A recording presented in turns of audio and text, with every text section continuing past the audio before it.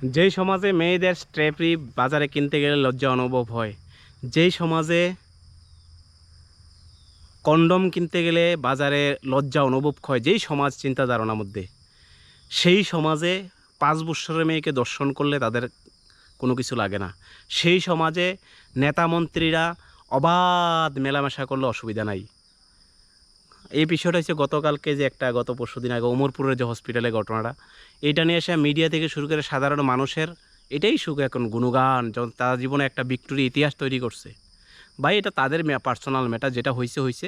মানুষ ভুল করছে, মানুষ ভুলেরতে শিখে।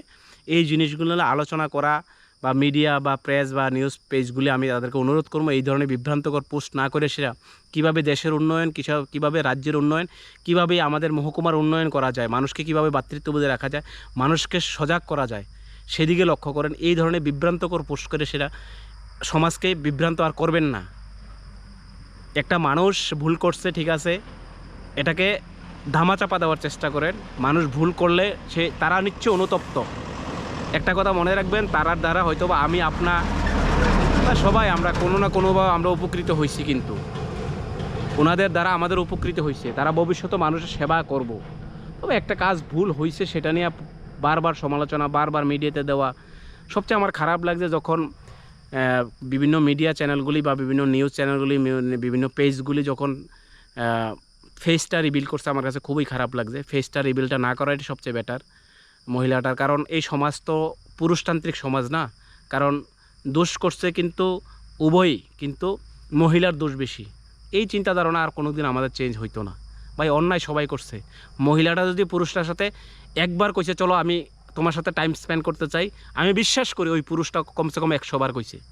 আমি বিশ্বাস করি যদি মহিলা যদি একবার কইছে চলো তোমার সাথে টাইম স্পেন্ড করবো, পুরুষটা 100 বার কইছে, তাহলে দোষ কিন্তু মহিলার থেকে 100 গুণ 99 গুণ বেশি ওই পুরুষের। কিন্তু তারপরে এই সমাজ পুরুষকেই দোষারোপ দিত না, দিব মহিলারে। এই সমাজ আর কোনো দিন পরিবর্তন হইতো না।